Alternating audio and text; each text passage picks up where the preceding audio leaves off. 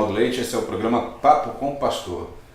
Ira, é pecado ficarmos irados? Você já parou para pensar nisso? Quando você vê alguém cheio de ira, o que você acha? Que ele está em pecado? Que isso é pecado? O que a Bíblia diz em relação à ira? Bem, eu vou ler um texto aqui em Efésios 4, versículo 26, onde o apóstolo Paulo diz: irai-vos e não pequeis, não se ponha o sol sobre a vossa ira. Então, já dá para nós termos uma ideia. Irar não é pecado. Ficarmos irados não é pecado. Pecado quando nós guardamos a ira no nosso coração. Bem, entendendo dessa maneira, nós vamos ver que existem dois tipos de ira: a justa e a injusta. Quando que a ira é justa? Quando a ira ela é manifestada, é causada por uma injustiça que nós nos deparamos. Por exemplo, Jesus, quando ele entra no templo, ele se depara com os cambistas vendendo coisas dentro do templo. Jesus fica irado e ele fala: olha, a casa do meu pai é chamada casa de oração, mas vocês estão transformando isso aqui em covil de ladrões, de salteadores. E então ele fica muito irado. Outro exemplo de ira é quando Moisés está no monte. Ele está lá no monte, recebendo as ordenanças do Senhor, fica 40 dias no monte.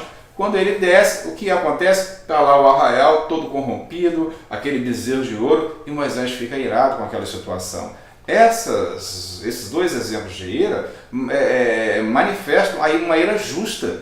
Por quê? Porque as pessoas estavam agindo de uma maneira contrária àquilo que era esperado. E isso causou em Jesus uma ira e também em Moisés. Esse tipo de ira é ira justa. É uma ira que não nos leva ao pecado, E a ira, queira ou não queira, ela faz parte da nossa estrutura. Então nós temos que ter cuidado quando nós ficarmos irados, para que nós não manifestamos o outro tipo de ira, que é a ira injusta. E nós vemos isso no versículo mais abaixo, 31. Longe de vós toda amargura, e cólera, e ira, e gritaria, e blasfêmias, e bem assim toda malícia. Paulo está falando aqui de outro tipo de ira. Que ira é essa? É injusta. É aquela ira que quando nós observamos algo que nos aflige, que nos ofende, nós guardamos no nosso coração, deixamos aquela raiva assentar no nosso coração, levamos conosco no nosso dia a dia, e essa ira, uma ira injusta, essa ira ela vai transformar em cólera, amargura.